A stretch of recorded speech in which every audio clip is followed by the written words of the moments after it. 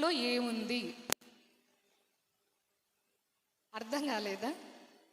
మీ ఇంట్లో ఏముంది ఏంటి? ఒక్కళ్ళు కూడా సమాధానం చెప్పట్లేదు. అన్నా అన్న కరెక్ట్గా చెప్పాడు. నిన్న ఇదే ప్రశ్న నేను వాక్యం ధ్యానం చేసుకునేటప్పుడు నా కొడుకు రబ్బి వచ్చాడు.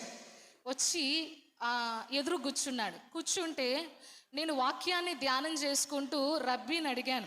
ఏమని అడిగానంటే, మీ ఇంట్లో ఏముంది అని అడిగా. మీ ఇంట్లో ఏముంది అని అడిగినప్పుడు వాడు అన్నాడు, మా ఇంట్లో ఎల్ఈడి టీవీ ఉంది అని చెప్పాడు. సరే అని చెప్పేసి సాయంత్రం భోంచేసేటప్పుడు నా బిడ్డ వచ్చిన తర్వాత నా కొడుకు నేను అడిగిన ప్రశ్నను గుర్తుపెట్టుకొని మరలా నా బిడ్డను అడుగుతా ఉన్నాడు. ఏమని అడిగాడంటే, మీ ఇంట్లో ఏముంది అని అడిగాడు. అప్పుడు ఆమె కొద్దిసేపు ఇలా తలగిక్కొని మా ఇంట్లో డబల్ కాట్ మంచం ఉంది అని చెప్పింది. ఏముందంట? డబల్ కాట్ మంచం ఉంది అని చెప్పింది. సరే అని చెప్పేసి వాళ్ళిద్దరు అయిపోయిన తర్వాత ఇంట్లో ఉన్న వాళ్ళని అడిగాం, ఇంట్లో ఉన్న సిస్టర్స్ని అడిగాం, మీ ఇంట్లో ఏముంది అంటే, మా ఇంట్లో బైక్ ఉందని ఒక ఆమె చెప్పింది. ఇంకొక అమ్మాయి అంటది, మా ఇంట్లో ఏమీ లేదు అనింది. ఇంతకీ మీ ఇంట్లో ఏముంది ఈరోజు? ఎవరికి తెలియదు కదా. అసలు మీ ఇంట్లో ఏముందో ఎవరికి తెలియదు. కొంతమంది అంటారు, మా పిల్లలు చెప్పినట్లుగానే మా ఇంట్లో ఎల్ఈడి స్లిమ్ టీవీ ఉంది, కంతులలో తీసుకున్నాం, కష్టపడి కొన్నాం, పక్క వాళ్ళకంటే పెద్దదే ఉండాలని చెప్పి కొన్నాం అని కొంతమంది అంటారు. మరి కొంతమంది అంటారు, మా ఇంట్లో డబల్ డోర్ ఫ్రిడ్జ్ ఉంది, లేదా అందరి ఇళ్ళల్లో ఉన్నాయి ఈరోజు. కొంతమంది అంటారు, మా ఇంట్లో మంచి వాషింగ్ మిషన్ ఉంది. ఇంకొంతమంది అంటారు, మా ఇంట్లో అప్పులున్నాయి. ఏమున్నాయంటే, మా ఇంట్లో అప్పులున్నాయి, మా ఇంట్లో అనారోగ్య సమస్య ఉంది, మా ఇంట్లో భార్య భర్తల మధ్యన గొడవలు ఉన్నాయి, మా ఇంట్లో ఇలా చెప్పుకుంటూ పోతే ఏ ఇంటిలో చూసినా కూడా ఏదో ఒక సమస్య వండనే ఉంది. అయితే ఈరోజు మనం మీ ఇంట్లో ఏముంది చెప్పాలి. ఈరోజు మీ ఇంట్లో ఏముంది? మీ ఇంట్లో ఏముందో ప్రభువుకి తెలుసు. మీరు చెప్పకపోయినా ప్రభువుకి తెలుసు. ఆయన ఎలాంటి వాడంటే, నీ హృదయంలోనికి ఆలోచన రాకమునుపే ఆయన ఎరిగిన దేవుడు. హల్లెలూయా, హల్లెలూయా. నువ్వు కూర్చోటం తెలుసు, నీవు నిలుచోటం తెలుసు, నువ్వు ఎలా ప్రార్థన చేస్తావో తెలుసు, నువ్వు ఇప్పుడు ఇక్కడున్నావు, మరో నిమిషంలో ఎక్కడ ఉంటావో కూడా నీకు తెలియదు, కానీ ప్రభువుకి బాగా తెలుసు. చూడండి, పరిశుద్ధ గ్రంథమైన బైబిల్లో నుంచి మనం చూసినట్లయితే రాజుల 2వ గ్రంథం 4వ అధ్యాయం 2వ వచనం. రాజుల 2వ గ్రంథం 4వ అధ్యాయం 2వ వచనం. ఎలీషా, నా వలన నీకేమి కావలను? నీ ఇంట్లో ఏమి ఉన్నదో అది నాకు తెలియచెప్పుమని చాలన్నా. ఇక్కడ వాక్య భాగంలో మనం చూసినట్లయితే, ఎలీషా, నా వలన నీకు ఏమి కావాలి, నీ ఇంటిలో ఏమి ఉన్నదో అది నాకు తెలియచెప్పుమనెను. నీ ఇంటిలో ఏముందో అది నాకు తెలియచెప్పుమనెను. మరి వాక్య భాగంలో మనం చూసినట్లయితే, ఇందాక నేను మిమ్మల్ని అందరినీ కూడా అడిగాను, మీ ఇంట్లో ఏముంది అని అడిగాను. అయితే చాలామంది చెప్పారు, కొంతమంది చెప్పలేకపోయారు. అయితే పరిశుద్ధ గ్రంథమైన బైబిల్లో ఓబేదేదోము అన్న ఒక వ్యక్తి ఉన్నాడు. ఏం పేరంట? ఓబేదేదోము. ఈ ఓబేదేదోము అన్న వ్యక్తి దగ్గరికి వెళ్ళి, మీ ఇంట్లో ఏముంది అని మనం అడిగినట్లయితే ఆ వ్యక్తి ఏం చెప్తాడంటే, నా ఇంటిలో మందస్సం ఉందని చెప్తాడు. చూడండి, వాక్య భాగంలో మనం చూసినట్లయితే 2వ సమూయేలు గ్రంథం 6వ అధ్యాయం 11వ వచనం. ఇజ్రాయెల్ సౌండ్ బాలేదు. యెహోవా మందసము 3 నెలలు గిత్తీయుడగు ఓబేదేదోము ఇంటిలో ఉండగా, యెహోవా ఓబేదేదోమును అతని ఇంటి వారందరినీ ఆశీర్వదించెను. ఇప్పుడు వాక్య భాగంలో మనం చూసినట్లయితే యెహోవా మందస్సము 3 నెలలు గిత్తీయుడగు ఓబేదెదోము ఇంటిలో ఉండగా యెహోవా ఓబేదెదోమును అతని ఇంటి వారందరినీ ఆశీర్వదించెను అని పరిశుద్ధ లేఖనాల్లో స్పష్టంగా రాయబడింది. మరి ఇక్కడ వాక్య భాగంలో మనం చూసినట్లయితే ఓబేదెదోము ఇంట్లో ఏముందంట? ఈరోజు చెప్పాలి. ఓబేదెదోము ఇంట్లో ఏముంది? మందస్సం ఉంది. ఈ మందస్సం అంటే, ఈ మందస్సంలో ఏముంటాయంటే అహరోను కర్ర, అలాగే రాతి పలకలు, దేవుని చేతుల చేత చెక్కబడిన రాతి పలకలు, అలాగే మన్నా పాత్ర ఈ యొక్క మందస్సంలో ఉంటాయి. అయితే ఈ మందస్సము ఇశ్రాయేలు ప్రజలకు ముందుగా ఉండి ఇశ్రాయేలు ప్రజలను నడిపించేది. తరువాతి కాలంలో ఏం జరిగిందంటే ఈ మందసము సిలోహు ప్రార్థనా మందిరంలో ఉండేది. ఎక్కడ ఉండేదంట ఈ మందసం? సిలోహు ప్రార్థనా మందిరంలో ఉండేది. మరి మనం చూసినట్లయితే ఆ ఏలి ప్రవక్త యొక్క కుమారులు వారు దుర్మార్గులు, తమ మార్గములను చెడిపివేసుకున్న వారైనప్పటికీ కూడా ఈ మందసాన్ని బట్టే సిలోహు ప్రార్థనా మందిరానికి వచ్చి అనేకులు ప్రార్థన చేసుకొని వెళ్ళిపోయేవారు. అయితే ఒకరోజు ఇశ్రాయేలు ప్రజలు ఫిలిస్తీయులతో యుద్ధం చేస్తూ ఉన్నారు. యుద్ధం చేసేటప్పుడు ఏలి కుమారులైన హోఫ్ని, ఫినెహాసులు వాళ్ళిద్దరు ఏం చేశారంటే ఆ మందసాన్ని తీసుకొని యుద్ధంలోకి వెళ్ళటం జరిగింది. ఎక్కడికి వెళ్ళారంట? ఆ మందసాన్ని తీసుకొని యుద్ధంలోకి వెళ్ళారు. యుద్ధంలోకి ఎప్పుడైతే మందసాన్ని తీసుకొని వెళ్ళారో యుద్ధాన్ని జరిగిస్తున్న ఇశ్రాయేలు ప్రజలందరూ కూడా గట్టిగట్టిగా కేకలేస్తూ ఉన్నారు. ఏమని కేకలేస్తూ ఉన్నారంటే, ఇదిగో మందసం వచ్చింది, ఫిలిస్తీయుల పైన విజయం మాదే అని చెప్పి కేకలు వేస్తూ ఉంటే ఫిలిస్తీయులు చాలా భయపడిపోయారంట.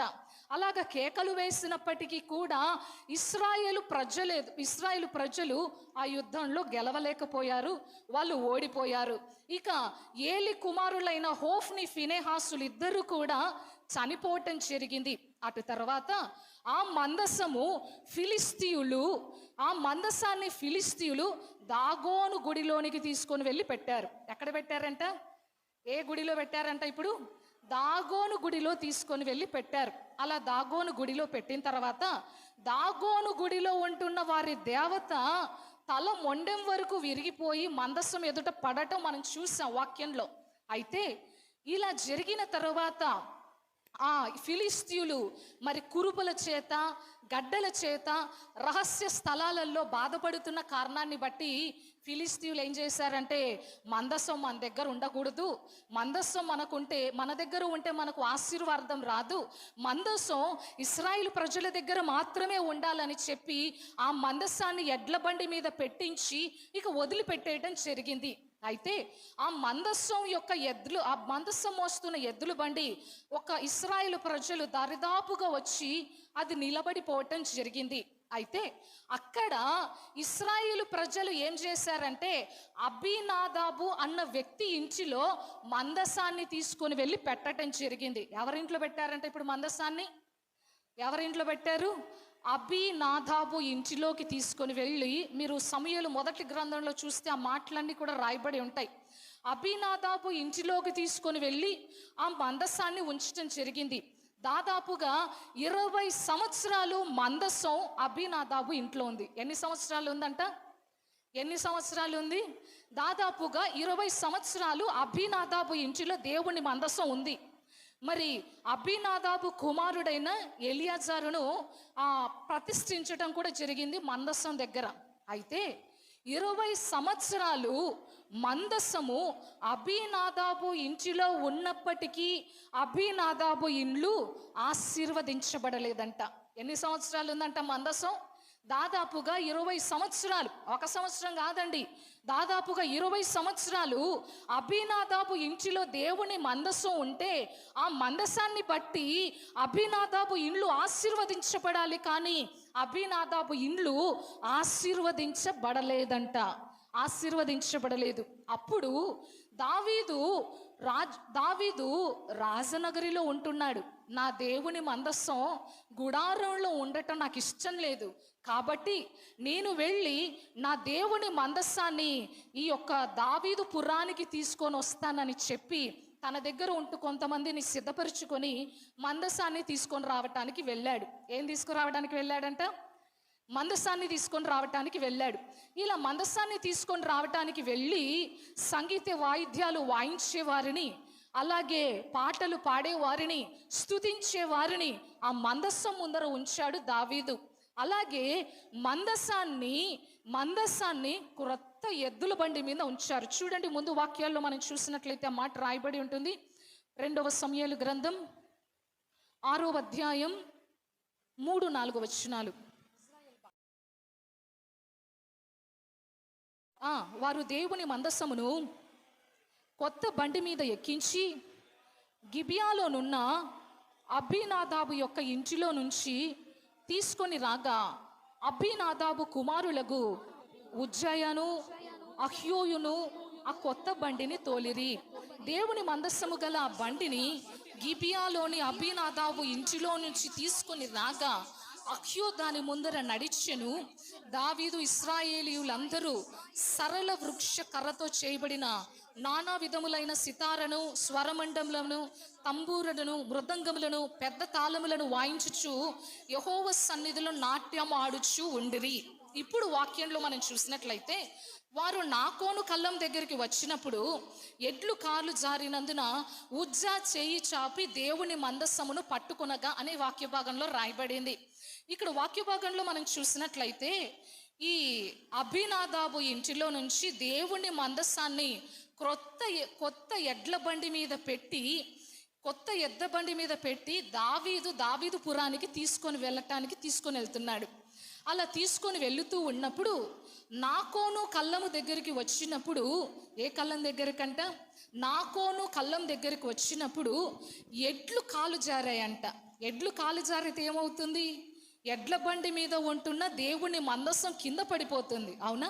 అయితే ఎక్కడ దేవుని మందస్సం కింద పడిపోతుందో అని చెప్పి అక్కడే ఉంటున్న ఉజ్జా అనే వ్యక్తి చెయ్యి చాపి మందస్సాన్ని పట్టుకున్నాడంట. ఏం చేశాడంట? అతడు చేసింది మంచి పని అక్కడ, అవునా? దేవుని మందస్సం కింద పడకూడదని చెప్పి తొందరపాటులో ఆ మందస్సాన్ని తాకటం జరిగింది. ఎప్పుడైతే తాకాడో, ఎప్పుడైతే మందస్సాన్ని పడిపోకుండా పట్టుకోవటానికి ప్రయత్నించాడో అక్కడికక్కడే చనిపోయాడంట. అక్కడికక్కడే చనిపోయాడు ఆ యొక్క ఉజ్జా అన్న వ్యక్తి. అలా జరిగిన తర్వాత దావీదు ఈ మందస్సాన్ని ఇక నాతో పాటు దావీదు పురానికి తీసుకొని పోవటం అంత మంచిది కాదు. ఎక్కడికి తీసుకెళ్ళటం అంట? ఈ మందస్సాన్ని నాతో పాటు దావీదు పురానికి తీసుకొని వెళ్ళటం అంత మంచి పద్ధతి కాదు. కాబట్టి అక్కడే ఉంటున్న ఓబేదేదోము ఇంటిలో ఆ మందస్సాన్ని ఉంచటం జరిగింది. ఎక్కడ ఉంచారంట? ఇప్పుడు దేవుని మందస్సాన్ని ఎక్కడ ఉంచారంట? దేవుని మందస్సాన్ని ఎవరి ఇంట్లో ఉంచటం జరిగింది? ఓబేదేదోము ఇంటిలో మందస్సాన్ని ఉంచటం జరిగింది. ఎప్పుడైతే ఓబేదేదోము ఇంటిలో మందస్సం ఉంచబడటం జరిగిందో ఎన్ని రోజులు ఉంచారంట? 3 నెలలే. 3 నెలలు మాత్రమే దేవుని మందస్సం ఓబేదేదోము ఇంట్లో ఉంది. అయితే ఆ 3 నెలల లోపే ఓబేదేదోము ఇల్లు అంచెలంచెలుగా ఆశీర్వదించబడుతూ వచ్చింది. చప్పట్లు కొట్టి ప్రభు నామాన్ని ఘనపరుద్దాం. ఎన్ని నెలల్లో ఆశీర్వదించబడిందంట? 3 నెలలు. అసలు ఈ ఓబేదేదోము ఎవరో తెలుసా? ఈ ఓబేదేదోము ఒక ద్వారపాలకుడు. ఎవరంట? ఒక ద్వారపాలకుడు. చూడండి, వాక్య భాగంలో మనం చూసినట్లయితే మొదటి దినవృత్తాంతముల గ్రంథం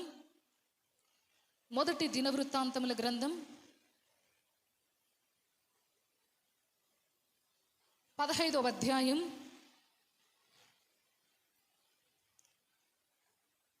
18వ వచనం, అలాగే 21వ వచనం, అలాగే 24వ వచనం, తర్వాత 16వ అధ్యాయం 37వ వచనం చదవండి అన్న. వీరితో కూడా 2వ వరుసగానున్న తమ బంధువులైన జకర్యాబేను, యహజీయేలు, షెమిరాయిమోతు, యోహియేలు, ఉన్ని, ఏలియాబు, బెనాయా, మయాషయ, మత్తిత్య, ఎలిప్లేహు, మిక్నేయాహు లను వారిని ద్వారపాలకులకు ఒబేదెదోమును యోహియేలును పాఠకులునుగా నియమించిరి. ఒబేదెదోము ఎవరంట? ఇప్పుడు ఒకవైపు ద్వారపాలకుడు ఎవరంట? ఒబేదెదోము చెప్పాలి అందరు కూడా. ఎవరు ఒబేదెదోము? ఒబేదెదోము ద్వారపాలకుడు. ద్వారపాలకుడు అంటే ఎవరు? గేటు దగ్గర నిలబడేవాడు. అవునా? గేటు దగ్గర నిలబడేవాడు ద్వారపాలకుడు అంటే.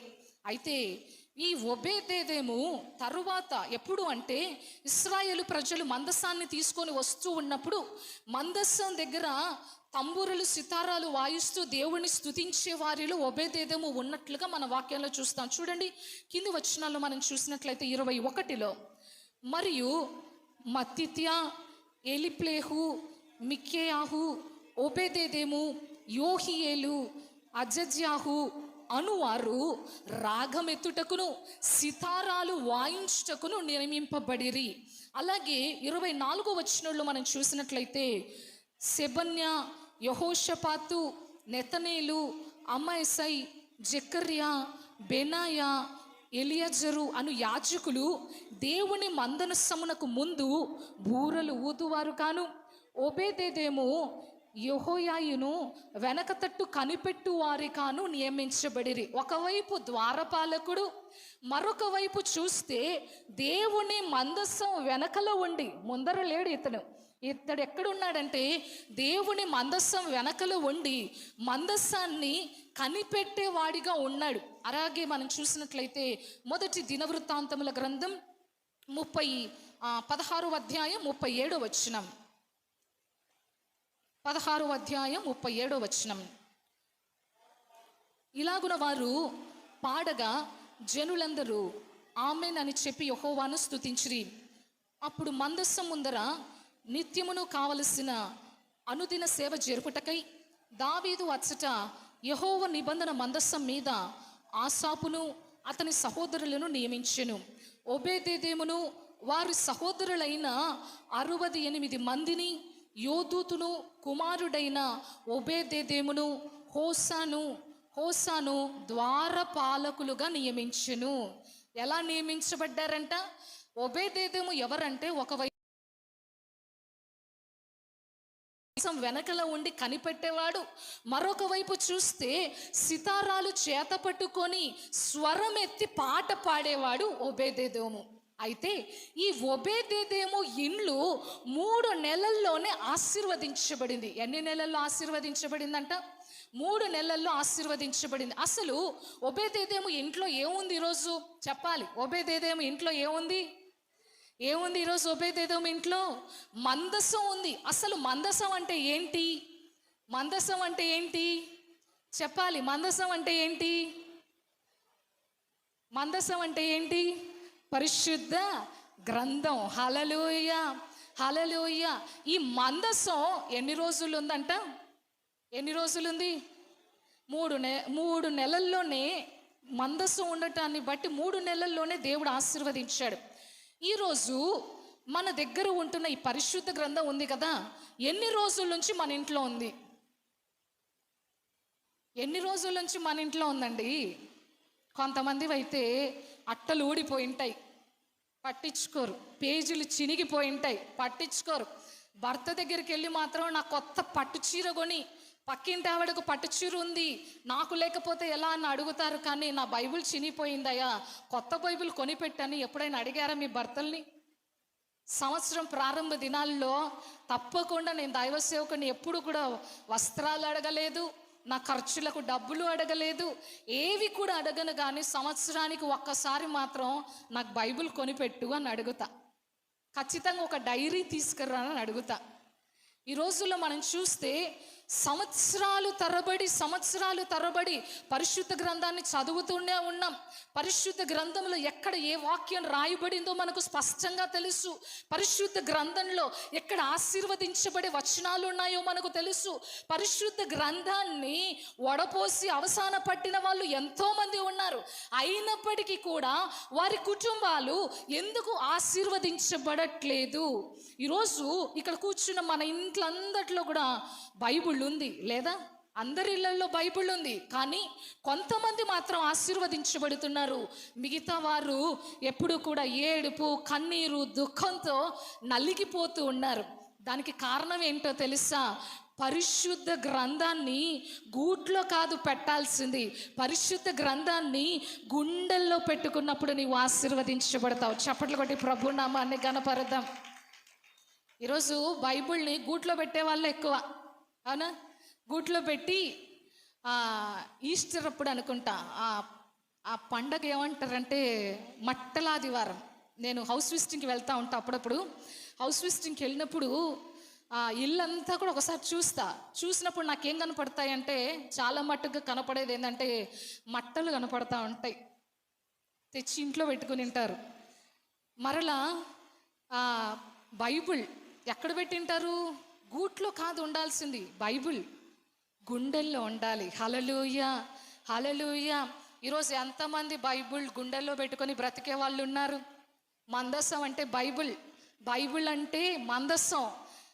బైబిల్ అంటే వాక్యం అంటే ఎవరు? దేవుడు. యోహాను సువార్త 1వ అధ్యాయంలో ఏం రాయబడింది? ఆదియందు వాక్యం ఉండెను, వాక్యం దేవుని అయి ఉండెను, ఆ వాక్యం దేవుని యొద్ద ఉండెను, ఆ వాక్యమే కృపాసత్య సంపూర్ణుడిగా మన మధ్యలో సంచరించెను అని రాయబడి ఉంది. కొంతమందికి తెలుసా, ఈ పరిశుద్ధ గ్రంథాన్ని చేత్తో పట్టుకొని మోయటానికి కూడా ఓపిక ఉండదు. కవర్లలో పెట్టుకొని చుట్టుకొని వచ్చేవాళ్ళు, చీవిడి తీసిన కర్చీపులు తీసుకెళ్ళి బైబిళ్ళ మీద పెట్టేవాళ్ళు, ఇక చదువుతున్న న్యూస్ పేపర్లు తీసుకెళ్ళి బైబిళ్ళ మీద పడేసేవాళ్ళు చాలామంది కనపడుతూ ఉన్నారు. ప్రాముఖ్యత ఇచ్చే దానికన్నా లోకములో ఉంటున్న మ్యాగజైన్స్కి ప్రాముఖ్యత ఇచ్చే వాళ్ళు ఎక్కువ, అవునా? లోకములో ఉంటున్న న్యూస్ పేపర్లకు ప్రాముఖ్యతనిచ్చే వాళ్ళు ఎక్కువ. ఉదయం లేస్తేనే సెల్ ఫోన్కి ప్రాముఖ్యత ఇచ్చేవాళ్ళు ఎక్కువ. చాలామంది పొద్దున లేవటంతోనే సెల్ ఫోన్ తీసుకొని సెల్ ఫోన్లో ఏం మెసేజ్లు వచ్చాయా, ఏమి లైకులు వచ్చాయా, ఎవరు నాకు మెసేజ్ పంపించారా, ఎవరు నాతో చాటింగ్ చేశారని సెల్ ఫోన్ పొద్దున్నే తీసుకొని చూస్తూ ఉంటారు. ఒక మాటలో చెప్పమంటారా, చాలామంది ఏం చేస్తారంటే సెల్ ఫోన్లో వాట్సాప్ స్టేటస్లలో వాక్యాలు పెడతా ఉంటారు. వాట్సాప్ స్టేటస్లలో కాదు వాక్యాలు ఉండాల్సింది. వాట్సాప్ స్టేటస్లో వాక్యాలు ఉన్నంత మాత్రాన నీ బ్రతుకు మారిపోయినట్టు కాదు. వాట్సాప్ స్టేటస్లో వాక్యాలు ఉన్నంత మాత్రాన ప్రభుకి నీ జీవితాన్ని నీవు అప్పగించినట్లు కాదు. వాట్సాప్ స్టేటస్లో వాక్యాలు ఉన్నంత మాత్రాన నీవు క్రీస్తు బిడ్డవని కాదు. ఎప్పుడైతే వాట్సాప్ స్టేటస్లో కాదు, ఫేస్బుక్లో కాదు, నీ హృదయంలో దేవుణ్ణి పెట్టుకుంటా అప్పుడే నీవు ఒబేదేదేమో వలె ఆశీర్వదించబడతావు. పొద్దున్న లేస్తూనే న్యూస్ పేపర్లు తీసుకొని న్యూస్ పేపర్లు చదివే వాళ్ళు ఎంతమంది ఉన్నారో. ఏమొస్తుందండి న్యూస్ పేపర్లు చదివితే? ఏమీ రాదు. న్యూస్ పేపర్లు చదివితే ఏమన్నా వస్తుందా? అక్కడ వాడు చచ్చా, ఇక్కడ వీడు చచ్చా, అక్కడ అమ్మాయిని చంపేశారు. ఇవే పొద్దున్న లేచినప్పటి నుంచి సువార్త వినాలి, దేవుని వాక్యాలు వినాలి, దేవుడి గురించి వినాలి. కానీ లోక వార్తలను విన్నట్లయితే ఎప్పటికీ కూడా ఆశీర్వదించబడవు. అభినాదాబు ఇంటిలో 20 సంవత్సరాలు దేవుని మందస్సు ఉంది. కానీ అభినాదాబు ఇండ్లు ఆశీర్వదించబడకపోవటానికి కారణం ఏంటంటే, అభినాదాబు ఇంటిలో మందస్సు ఉంది కానీ అభినాదాబు గుండెల్లో దేవుడు లేడు. ఈరోజు మన ఇంట్లో బైబిల్ ఉంది కానీ మన గుండెల్లో వాక్యాలు లేవు. ఊరికే వింటున్నాం, విడిచిపెట్టి వెళ్ళిపోతూ ఉన్నాం. ఏదో వారానికి ఒకసారి వాక్యం వినాలి కాబట్టి, ఏదో వారానికి ఒకసారి మందిరానికి వెళ్ళాలి కాబట్టి వెళ్తూ ఉన్నాం. వాక్య ప్రకారంగా జీవించే వాళ్ళే చాలా తక్కువ అయిపోయారు. వాక్యానికంటే పైన కనిపించే అలంకరణను ప్రేమించేవారే ఎక్కువగా ఉన్నారు.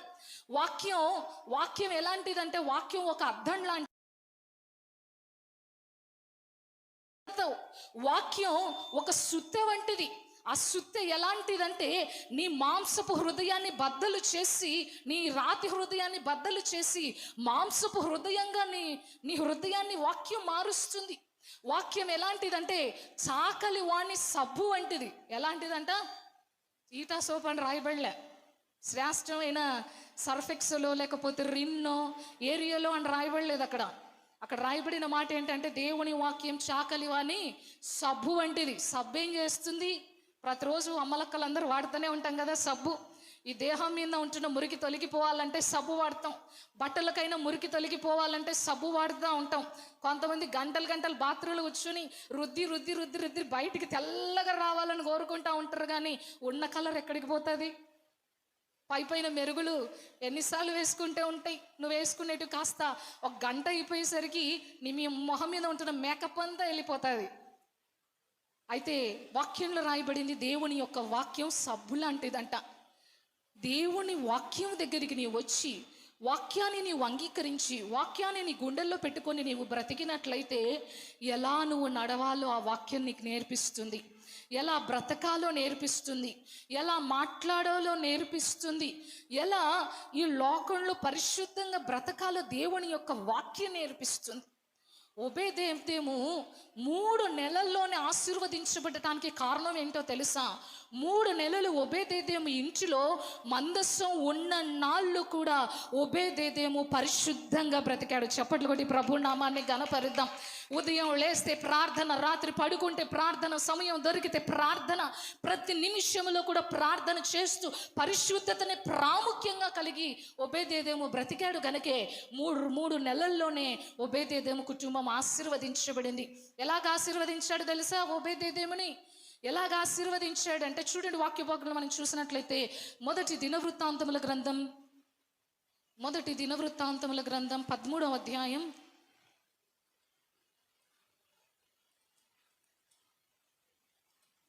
14వ వచనం.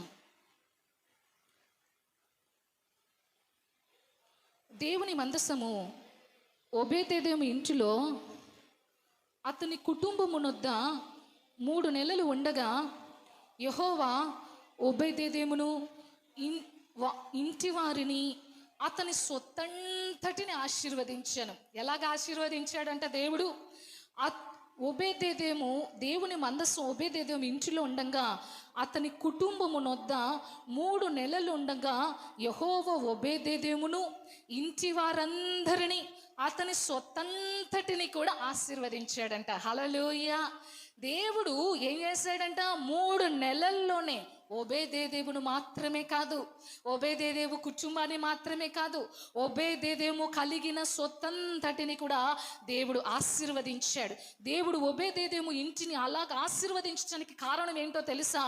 ఒబేదేము ఇంటిలో మందస్సం ఉంది. ఏముందంట? ఒబేదేము ఇంటిలో మందస్సం ఉంది. ఇక్కడ జాగ్రత్తగా మీరు వాక్యం వినాలి. ఈరోజు నేను మాట్లాడుతున్న ఈ వాక్యం ఏంటంటే, నేను మాట్లాడుతున్న వాక్యం భౌతికంగా మనం నివసించి ఇండ్ల గురించి నేను మాట్లాడట్లేదు. భౌతికంగా మనం నివసించి ఇండ్ల గురించి మాట్లాడట్లేదు. దేవుడు నివసించే ఇంటి గురించి మాట్లాడుతూ ఉన్నా. హల్లెలూయా, హల్లెలూయా. దేవుడు నివసించే ఇల్లు ఎక్కడ చెప్పాలి? అందరికీ హృదయాలు ఉన్నాయా? ఉన్నవాళ్ళని చేతులు ఎత్తండి. అందరికీ ఉన్నాయి కదా? ఈ ఇంటిలో అంటే మన దేహం ఉన్న ఇంటిలో ఎవరుండాలి? మొట్టమొదటిగా మందస్సం ఉండాలి. మొట్టమొదటిగా ఏముండాలి? మందస్సం ఉండాలి. 3 నెలలు ఒబేదేము ఇంటిలో మందస్సం ఉండగా అన్ని విషయాల్లో కూడా దేవుడు ఒబేదేముని ఇంటిని ఆశీర్వదించాడు. అంటే చూడండి, అలాగే మొదటి దినవృత్తాంతుల గ్రంథం 16వ అధ్యాయం 5వ వచనం.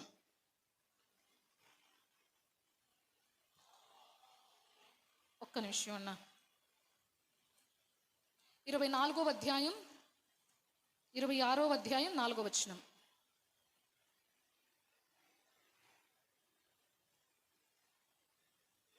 దేవుడు ఒబేదేమును ఆశీర్వదించి అతనికి కుమారులను దయచేసెను.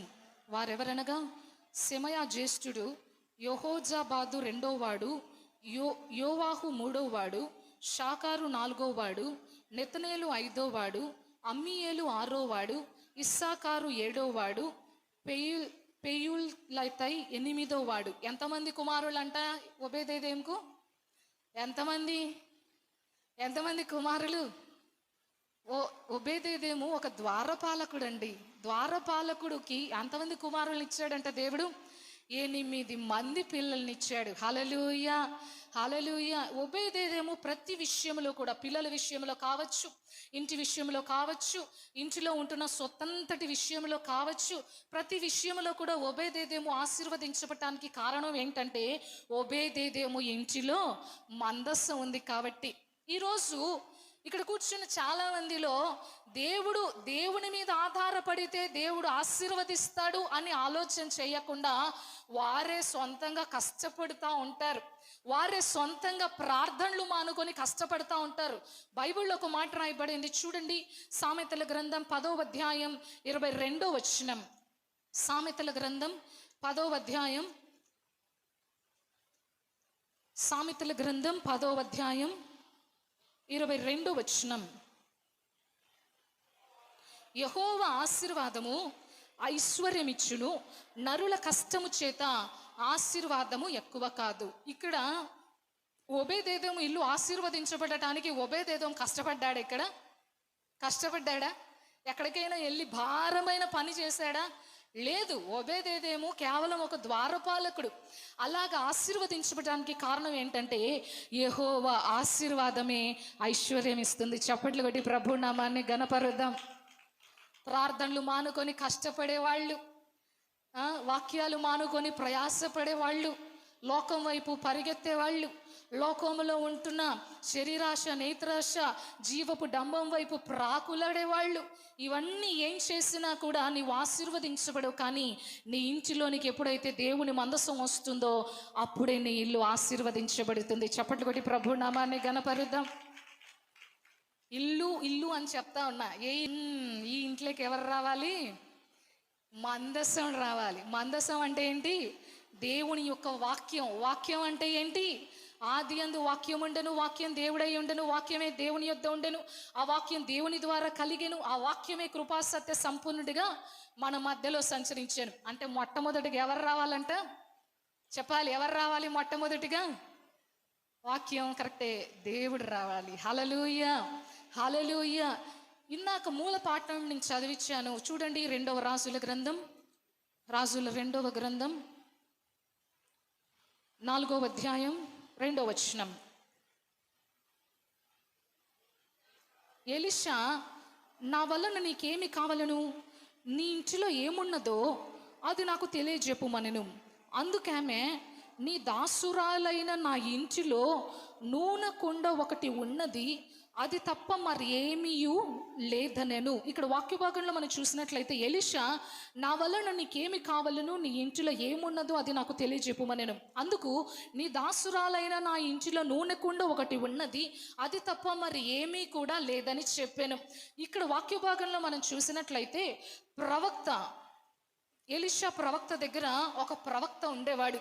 అంటే ఎలీషా ప్రవక్త దగ్గర శిష్యుడిగా ఉండేవాడు. అయితే అనుకోని రీతిగా మరి అనారోగ్యం వచ్చిందో ఏమొచ్చిందో తెలియదు, కానీ ఆ ప్రవక్తల శిష్యుడు చనిపోవటం జరిగింది. మరి అనారోగ్యంతో చనిపోయాడో ఎలా చనిపోయాడో తెలియదు, కానీ ఆయన చనిపోవటం జరిగింది. అయితే చనిపోయిన తర్వాత ఈయన శిష్యుడు ఏం చేశాడంటే చనిపోక ముందు అప్పు చేశాడంట. ఏం చేశాడు? అప్పు చేశాడు. ఈ అప్పు చేసిన కారణాన్ని బట్టి ఆ వ్యక్తి చనిపోయినప్పటికీ, భార్య దుఃఖంలో ఉన్నప్పటికీ అప్పుల వాళ్ళు వారింటికి వచ్చారంట. ఎవరింటికి వచ్చారు? శిష్యుని భార్య ఇంటికి వచ్చారు. వచ్చి, అమ్మా, నువ్వు నీ భర్త చేసిన అప్పు తీర్చకపోతే నీ పిల్లల్ని మేము తీసుకెళ్ళిపోతాం, మీ పిల్లల్ని ఆ అప్పుకు బదులుగా మేము తీసుకెళ్ళిపోతాం, మీ పిల్లల్ని మాకు దాసులుగా ఉంచుకొనుటకు మేము తీసుకెళ్ళిపోతాం అని చెప్పింది. ముందే దుఃఖంలో ఉంది, భర్తను పోగొట్టుకుంది. మరొక వైపు అప్పుల వాళ్ళు అర్థం చేసుకోకుండా ఆమె దగ్గరకు వచ్చి కఠినముగా మాట్లాడటమే కాకుండా తన దగ్గర ఉంటున్న 2 పిల్లల్ని కూడా తీసుకెళ్ళి దాసులుగా ఉంచుకుంటామని చెప్తా ఉన్నారు. అప్పు ఇచ్చేటప్పుడేమో నీకు ఇష్టం వచ్చినప్పుడు ఇవ్వు, నీకు ఇష్టం వచ్చినప్పుడే ఇవ్వు, నీకు వీళ్ళు కుదిరినప్పుడే ఇవ్వు అని చెప్తారు. కానీ అప్పు అప్పు తీసుకున్న తర్వాత అప్పు చెల్లించకపోతే అప్పు ఇచ్చిన వాళ్ళు చాలా దారుణంగా మాట్లాడతారు. అవునా? చాలా అంటే చాలా దారుణంగా మాట్లాడతారు. ఒక్కొక్కసారి అప్పుల వాళ్ళు ఇంటి చుట్టూ తిరుగుతుంటే ఏం చేయాలో అర్థం కాదు, వారికి ఏం సమాధానం చెప్పాలో అర్థం కాదు, వారికి ముఖం ఎలా చూపించాలో అర్థం కాదు. ఈ అప్పుల గురించి నాకు కూడా బాగా తెలుసు. మీరు అనుకోవచ్చు నీకేం తెలుసక్క అప్పుల గురించి అని. నాకు బాగా తెలుసు అప్పుల గురించి. ఎలా అంటే దైవ సేవకులు హైదరాబాద్ పరిచర్య చేస్తూ ఉన్నప్పుడు తెలిసిన వాళ్ళ దగ్గరే, ఆమె కూడా ఒక విశ్వాసే, మందిరానికే వెళ్తాదని చెప్పి ఆమె దగ్గర కాస్త డబ్బులు, పెద్ద మీటింగ్ పెట్టాం హైదరాబాద్లో. ఆ మీటింగ్ కొరకు అర్జెంటుగా డబ్బులు తక్కువ అయ్యాయి కాబట్టి ఎక్కడ మీటింగ్ ఆగిపోతుందో అని చెప్పి ఆమె దగ్గర డబ్బులు తీసుకోవడం జరిగింది. అలా తీసుకున్న తర్వాత ప్రతిరోజు వస్తూనే ఉంది. ఉదయం లేస్తేనే మేము దేవుని ముఖం చూస్తున్నామో లేదో కానీ ఆమె ముఖం మాత్రం రోజు చూసేవాళ్ళం. ఆమె ఇంటి దగ్గర పని కూడా చేస్తుందో లేదో తెలియదు కానీ లేచిన వెంటనే పరుగెత్తుకొని మా ఇంటి దగ్గరికే వస్తుంది. వచ్చి ఇంటి దగ్గర అరుగు మీద కూర్చొనే ఉంటుంది.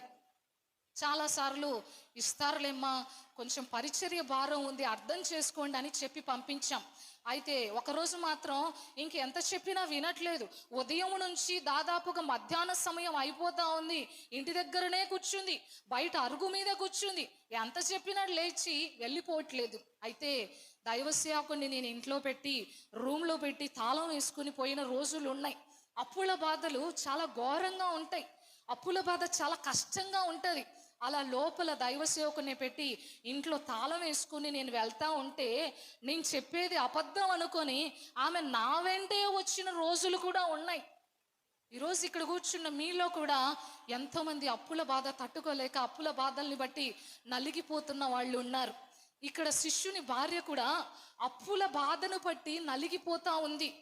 భర్త చనిపోయాడు, కష్టంలో ఉంది.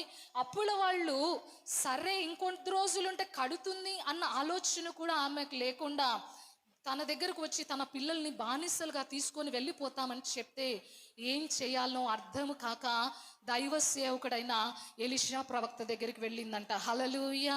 ఎప్పుడైతే దైవ సేవకుడైన ఎలీషా ప్రవక్త దగ్గరికి వెళ్ళిందో ఆమె అంటుంది, అయ్యా నా భర్త మంచి భక్తిపరుడు, మంచి ప్రార్థనాపరుడు, చాలా మంచిగా మీ దగ్గర పరిచర్య చేశాడని మీకు తెలుసు.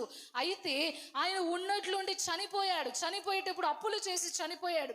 అయితే అప్పుల వాళ్ళు ఇప్పుడు నా ఇంటి చుట్టూ కూడా తిరిగి నా పిల్లల్ని బానిసలుగా తీసుకొని పోతా అని అంటున్నారని చెప్పి అంటా ఉంటే దైవ సేవకుడైన ఎలీషా ప్రవక్త అంటున్నాడు, నీ ఇంటిలో ఏముంది అని అడిగాడు. ఏంటంట, నీ ఇంటిలో ఏముంది? ఇక్కడ చూడు, మీరు ఆలోచన చెయ్యండి. సరే పొమ్మా నేను ప్రార్థన చేస్తానని చెప్తారు మామూలుగా కదా, కానీ ఇక్కడ ఎలీషా ప్రవక్త అంటున్నాడు నీ ఇంట్లో ఏముందంటే ఆమె అంటుంది, అయ్యా నా ఇంటిలో నూనె కుండ తప్ప మరి ఏమీ కూడా లేదు. ఏముందంట? నా ఇంటిలో నూనె కుండ తప్ప మరి ఏమీ కూడా లేదు అని చెప్పింది. అలా చెప్పినప్పుడు దైవ సేవకుడు అన్నాడు, నువ్వు వెళ్ళి నీ ఇరుగు పొరుగు వారి దగ్గర ఎరువు తెచ్చుకొని నీ ఇంటిలోనికి వెళ్ళి నువ్వు నీ పిల్లలు తలుపేసుకోండి అని చెప్పంగానే ఒక కుండలో నుంచి ఒక కుండ, ఒక కుండలో నుంచి ఒక కుండలోకి నూనె ప్రవహిస్తూ ఉంది. పోస్తూ ఉంటే కుండలన్నీ కూడా నిండిపోతూ ఉన్నాయి. ఇక చివరిగా తన పిల్లల్ని పిలిచి అడుగుతుంది, బాబు ఇంకేమైనా కుండలు మిగిలాయి అంటే ఆ పిల్లలు అన్నారు, అమ్మ కుండలన్నీ కూడా నిండిపోయాయి అని చెప్పింది. అలా చెప్పినప్పుడు వెంటనే ఆ నూనె ఆగిపోయిందంట. హల్లెలూయా, హల్లెలూయా. ప్రవక్త అయిన ఎలీషా దగ్గరికి వెళ్ళింది, అయ్యా ఇదిగో నూనె కుండలన్నీ కూడా నిండిపోయాయి, ఏ ఒక్కటి కూడా ఒట్టి కుండ లేదయ్యా, కుండలన్నీ కూడా నిండిపోయాయి, ఏ ఒక్కటి కూడా ఒట్టి కుండ లేదంటే దైవ సేవకుడు అన్నాడు, వెళ్ళి ఆ నూనెను అమ్మి అప్పులు కట్టి నీవు నీ పిల్లలు బ్రతుకు అని చెప్పాడు. ఇక్కడ వాక్యం నేను చెప్పేటప్పుడు ఒక మాట చెప్పాను, అక్కడ ఏ ఒక్కటి కూడా వట్టి కుండ లేదు. జాగ్రత్తగా వాక్యం వినాలి. అక్కడ ఏ ఒక్కటి కూడా వట్టి కుండ లేదు, కుండలన్నీ కూడా నూనెతో నింపబడ్డాయి. దేంతో నింపబడ్డాయంట? నూనెతో నింపబడ్డాయి. ఇక్కడ మొట్టమొదటిగా నేను చెప్పాను ఒబేదేదోము ఇంటిలో మందసం ఉందని. మందసం అంటే దేవుని యొక్క వాక్యం కదా, దేవుని యొక్క వాక్యం, వాక్యమే దేవుడు అని చెప్పాను. మొట్టమొదటిగా హృదయంలో ఎవరు ఉండాలంట? దేవుడు ఉండాలి. ఇప్పుడు రెండవదిగా నేను చెప్పినది ఏంటంటే అక్కడ ఏ కుండ కూడా ఖాళీగా లేదు, అన్ని కుండలు కూడా నూనె చేత నింపబడ్డాయి అని చెప్పాను. కుండ దేనికి సాదృశ్యంగా ఉందంటే కుండ మనిషికి సాదృశ్యంగా ఉంది. దేనికి సాదృశ్యంగా ఉంది? కుండ మనిషికి సాదృశ్యంగా ఉంటే నూనె దేనికి సాదృశ్యంగా ఉందంటే పరిశుద్ధాత్మకు సాదృశ్యంగా ఉంది. చప్పట్లు కొట్టి ప్రభునామాన్ని ఘనపరుద్దాం. దేవుని అభిషేకానికి సాదృశ్యంగా ఉంది. దేనికి సాదృశ్యంగా ఉందంట కుండ? ఆ నూనె పరిశుద్ధాత్మకు సాదృశ్యంగా ఉంది. అలాగే కుండ మనిషికి సాదృశ్యంగా ఉంది. అలాగే నూనె దేవుని యొక్క అభిషేకానికి సాదృశ్యంగా ఉంది. ఇప్పుడు ఆ యొక్క ప్రవక్త ఇంటిలో ఏముందంటే నూనె కొండ ఉంది. ఏముందంట? ప్రవక్త ఇంటిలో ఏముంది? నూనె కొండ ఉంది. ఓబేదేదోము ఇంట్లో ఏముంది? మందసం ఉంది. అవునా? చెప్పాలి. ఫస్ట్ ఓబేదేదోము ఇంట్లో ఏముంది? ఓబేదేదోము ఇండ్లు మన ఇండ్లే. అవునా? మొట్టమొదట ఏముండాలి? దేవుడు ఉండాలి. రెండవదిగా చూస్తే ఏముండాలి? పరిశుద్ధాత్ముడు ఉండాలి. హల్లెలూయా. దేవుడి అభిషేకం మన అందరి పైన ఉండాలి. హల్లెలూయా. ఇక మూడవదిగా చూసినట్లయితే ఒకరోజు యేసుక్రీస్తు ప్రభుల వారు యెరికో పట్టణం గుండా ప్రయాణం చేయించు వెళుతున్నాడంట. చూడండి, లూకా సువార్త 19వ అధ్యాయం. లూకా సువార్త 19వ అధ్యాయం.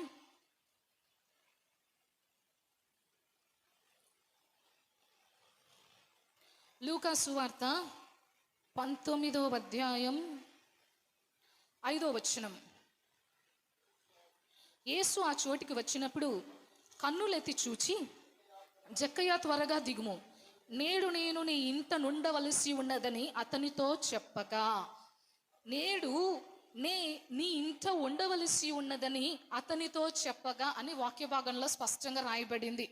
ఇక్కడ మనం చూసినట్లయితే యేసుక్రీస్తు ప్రభుల వారు ఆయా ప్రాంతాలు సంచరిస్తూ యెరికో పట్టణాన్ని ప్రవేశించారంట.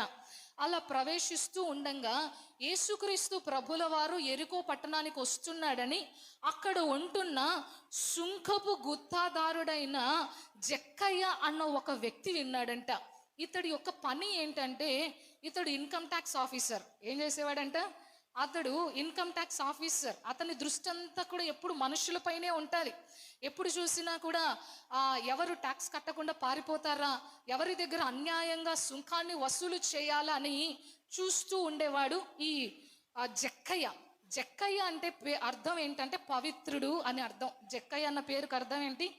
పవిత్రుడు అని అర్థం. కానీ జక్కయ్య చేసేటివన్నీ కూడా పాపపు పనులే. అన్నీ కూడా పాపపు పనులే. మనం చూస్తాం, పేరు తగ్గట్టు చాలా మంది ఉండరు. అలెగ్జాండర్ అని పేరు పెట్టుకున్నంత మాత్రాన అలెగ్జాండర్ వల్లే బ్రతకాలని ఎక్కడా లేదు. ఉంటుందా? లేదు.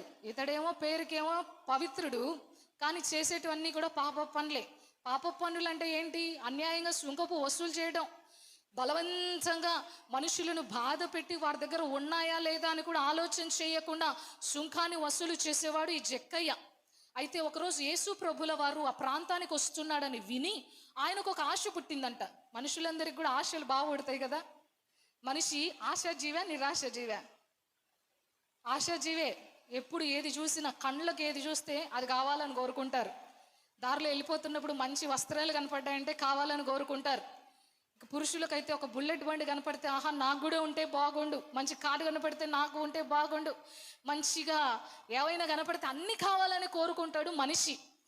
ఇక్కడ జక్కయ్య కూడా ఒక ఆశ కలిగిందంట. అదేంటంటే నేను ఎలాగైనా కానీ ఈరోజు ఈ యెరికో పట్టణానికి వస్తున్న యేసయ్యను చూడాలన్న ఆశ కలిగిందంట. చప్పట్లు కొట్టి ప్రభు నామాన్ని ఘనపరుద్దాం. చాలామందికి పుట్టింటోళ్ళని చూడాలన్న ఆశ ఉంటుంది, అత్తగారింటోళ్ళని చూడాలన్న ఆశ ఎవరికి ఉండదులేండి. ఉంటుందా? అత్తగారింటోళ్ళు అంటేనే చేదు, అత్తగారింటోళ్ళు అంటేనే అమ్మో వద్దు, ఇప్పుడు ఎప్పుడు వస్తారు, ఎప్పుడు వెళ్తారో, ఏం చేసి పెట్టాలనో, ఏం పేరు పెడతారో అని అనుకుంటా ఉంటారు. అయితే ఇక్కడ జక్కయ్యకు యేసయ్యను చూడాలన్న ఆశ కలిగిందంట. హల్లెలూయా. వెంటనే ఆయన పాపం పొట్టివాడు, జక్కయ్య పొట్టివాడు కాబట్టి వెంటనే పరిగెత్తుకుంటూ వెళ్ళి ఒక మేడి చెట్టు ఎక్కాడంట. ఏ చెట్టు ఎక్కాడంట? మేడి చెట్టు ఎక్కాడు. అందరికీ తెలుసు కదా మేడి చెట్టు. ఎవరికైనా తెలియదా? చిన్నప్పుడు చదువుకునేటప్పుడు ఒక పద్యం ఉంది. ఏంటంటే నాకంత స్పష్టంగా రాదనుకోండి, పొట్ట విప్పించి కూడా పురుగులు ఉంటాయని ఒకటి తెలుసు. మేడి చెట్టు చూడ మేలమై ఉండును, పొట్ట విప్పి చూడ పురుగులుండును. ఈ మేడి చెట్టు ఎక్కాడంట జక్కయ్య. ఇలా ఎక్కిన తర్వాత ప్రజలందరూ కూడా యేసు ప్రభు చుట్టూ ఉన్నారు, యేసు ప్రభు మధ్యలో ఉన్నాడు. ఇక్కడ మనం ఒకటి ఆలోచన చేయాల్సింది ఏంటంటే, ప్రభు చుట్టూ ప్రజలందరూ ఉన్నప్పుడు ప్రభు దృష్టి ప్రజల మీదనే ఉండాలి. కానీ ప్రభు దృష్టి ఇప్పుడు ప్రజల మీద లేదు. తన మీద ఆశ కలిగి, తనను చూడాలన్న ఆశ కలిగి పరిగెత్తుకుంటూ వచ్చి డబ్బు పెట్టని విడిచిపెట్టి వచ్చిన జక్కయ్య వైపు దేవుని దృష్టి పడింది. హల్లెలూయా, హల్లెలూయా. ఎప్పుడైతే అలా దృష్టి పడి ఒకసారి జక్కయ్య వైపు చూశాడు, జక్కయ్య కిందికి రా, కిందికి రా అంటే ఇంకా సంతోషపడిపోతా ఉన్నాడు, ఉప్పొంగిపోతా ఉన్నాడు, మనసంతా కూడా ఉల్లసించిపోతా ఉంది. ప్రభు నాతో మాట్లాడా, అంతమంది ఉన్నా నా వైపే చూశాడే ప్రభు, అంతమంది ఉన్నా నన్నే దృష్టించాడే ప్రభు, అంతమంది ఉన్నా నేనే కనబడ్డానా ప్రభు కంటే. ప్రభువుని చూడాలని ఎవరికైతే ఆశ కలుగుతుందో వారిని ప్రభు చూస్తాడు. చప్పట్లు కొట్టి ప్రభు నామాన్ని ఘనపరుద్దాం. అలా చెప్పిన తర్వాత నువ్వు కిందికి రా జక్కయ్య, వెంటనే కిందికి రా, నేడు నేను నీ ఇంట ఉండవలసి ఉన్నది. ఎక్కడ ఉండాలని కోరుకున్నాడంట దేవుడు? ఇప్పుడు ఎక్కడ ఉండాలని కోరుకున్నాడు? పాపి అయిన జక్కయ్య ఇంటిలో ఉండాలని దేవుడు కోరుకున్నాడు. హల్లెలూయా, హల్లెలూయా. అలా చెప్పగానే పరిగెత్తుకుంటూ వెంటనే కిందికి దిగి వచ్చి యేసు ప్రభుని తన ఇంటిలోకి చేర్చుకున్న తర్వాత అందరూ చూస్తూ ఉండగా మధ్యలో నిలబడి జక్కయ్య అంటాడు, ఇదిగో నేను ఎవరి దగ్గర అయినాను అన్యాయంగా డబ్బులు తీసుకుంటే, చూడండి వాక్య భాగంలో మనం చూసినట్లయితే 19వ అధ్యాయం 8వ వచనం. జక్కయ్య నిలబడి, ఇదిగో ప్రభువా, నా ఆస్తిలో సగం బీదలకు ఇచ్చుచున్నాను, నేను ఎవరి యొద్దనైనను అన్యాయంగా దేనినైనాను తీసుకుని ఎడల అతనికి 4 గంతలు మరలా చెల్లింతునని ప్రభువుతో చెప్పెను.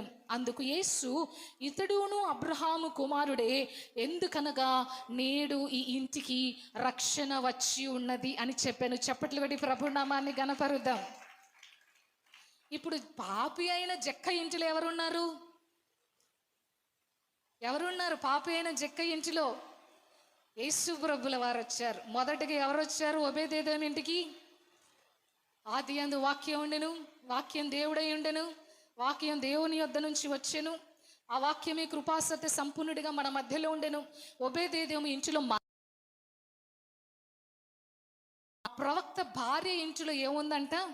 నూనె కొండ ఉంది. ఇక్కడ జక్కయ్య ఇంటిలో మనము చూసినట్లయితే జక్కయ్య ఇంటిలో ఎవరున్నారంట? యేసు ప్రభు ఉన్నాడు. హల్లెలూయా, హల్లెలూయా. ఈరోజు మన ఇంట్లో ఎవరున్నారు చెప్పాలి? మన ఇంట్లో ఎవరున్నారు? మన ఇంట్లో ఎవరున్నారండి? మా ఆయన ఉన్నాడక్క, మా పిల్లలు ఉన్నారక్క, మా బంధువులు కూడా దూరం నుంచి వచ్చారు, ఇప్పుడే మటన్ చికెన్ చేసి పెట్టొచ్చా అని చెప్పకండి. నీ ఇంటిలో దేవుడు ఉండాలి. హల్లెలూయా, హల్లెలూయా. నీవు ఆశీర్వదించబడాలన్నా, నీకు కలిగినది ఆశీర్వదించబడాలన్నా, నీవు అన్ని విషయాల్లో దీవించబడాలన్నా నీ ఇంటిలో దేవుడు ఉండాలి. హల్లెలూయా, హల్లెలూయా. ఈరోజు చాలామంది ఇండ్ల దగ్గరికి యేసు ప్రభుల వారు తానే స్వయంగా వచ్చి తలుపు తడుతూ ఉన్నాడు. ఒకసారి తలుపు తీ, నీ ఇంట్లోకి నేను వస్తానని ప్రభు చెప్తా ఉన్నాడు. చెప్పినప్పటికీ కూడా ఆ తలుపు తీయలేని పరిస్థితుల్లో ఎంతోమంది ఉన్నారు. ప్రభువా, కాస్త సమయం పడుతుంది తీయటానికి, నా భార్య పిల్లలు పడుకున్నారు ప్రభువా, నేను తీయలేను, నేను వేరే పనిలో ఉన్నాను ప్రభువా, తీయలేను, నాకు ఇంకా సమయం రాలేదు ప్రభువా, నేను తీయలేను, నేను అనుభవించవలసింది ఎంతో ఉంది ప్రభువా, నేను తలుపు తీయలేను అని చెప్పేవాళ్ళు ఎంతోమంది ఉన్నారు. అయితే ఈరోజు వాక్యం వింటున్నా ప్రియమైన దేవుని బిడ్డలారా, ప్రభు నీ హృదయం దగ్గరకు వచ్చి తలుపు తట్టినప్పుడు ఆయన బిడ్డగా నీవేం చేయాలంటే నీవు తలుపు తీసే బిడ్డగా ఉండాలి. నువ్వు ఎప్పుడైతే తలుపు తీస్తావో నీతో ఆయనతో నీవు కలిసి భోజనం చేస్తారని వాక్య భాగంలో స్పష్టంగా రాయబడింది. నీ హృదయంలో దేవుడు లేకపోతే ఎవరు ఉంటారో తెలుసా? చూడండి, అది కూడా వాక్య భాగంలో చూపిస్తాను. మత్తయి సువార్త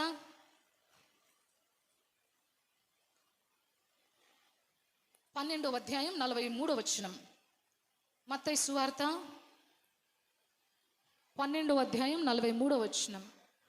అపవిత్రాత్మ ఆ మనుష్యుని వదిలిపోయిన తర్వాత అది విశ్రాంతి వెతుకుచు నీరు లేని చోట తిరుగుచూ ఉండెను. విశ్రాంతి దొరకనందున నేను వదిలి వచ్చిన నా ఇంటికి తిరిగి వెళ్ళుదని అనుకొని వచ్చి ఆ ఇంట ఎవరునూ లేక అది ఊడ్చి అమర్చి ఉండుట చూచి వెళ్ళి తనకంటే చెడ్డవైన మరి 7 దయ్యములను వెంట పెట్టుకొని వచ్చును, అవి దానిలో ప్రవేశించి అక్కడే కాపురముండును. అందుచేత ఆ మనుష్యుని కడపట స్థితి మొదటి స్థితి కంటే చెడ్డదగును, అలాగే ఈ దుష్టతరము వారికి సంభవించును అని చెప్పాను. ఇక్కడ వాక్య భాగంలో స్పష్టంగా రాయబడిన మాట ఏంటంటే, ప్రభు నీ హృదయంలో లేకపోతే, ప్రభు కొరకు నీవు తలుపు తీయకపోతే, ఇంకా లోక పాపాన్ని నీ హృదయంలో నీవు పెట్టుకొని బ్రతుకుతూ ఉన్నట్లయితే, ప్రభుని నీ స్వంత రక్షకుడిగా నీవు అంగీకరించకపోతే, వాక్య భాగంలో రాయబడిన మాట ఏంటంటే, అపవిత్ర ఆత్మ ఒకటి మనుష్యుని వెళ్ళిపోయిన తర్వాత మరలా వస్తుందంట. అపవిత్ర ఆత్మ వచ్చి మన హృదయం వైపు చూసినప్పుడు, మన ఇంటి వైపు చూసినప్పుడు, ఆ హృదయం ఆ ఇల్లు శుభ్రంగా ఊడ్చి చక్కగా అమర్చి ఉండుట చూచి, ఓహో ఎక్కడో బయట బ్రతికే దానికంటే ఈ ఇంట్లో ఎవరూ కూడా లేరు కాబట్టి ఈ ఇంట్లో మనమే వచ్చి కాపురం ఉందామని చెప్పి ఒకటి కాక మరి 7 దయ్యములను పిలుచుకొని వచ్చి అవి కాపురం ఉంటాయంట. ఏంటంట, ఒకటి కాకుండా 7ని పిలుచుకొని వచ్చి అంగీకరించాలి. చాటుచుండు. మీరు మాట్లాడిన మాటల కొరకై మీకు స్తోత్రాలు.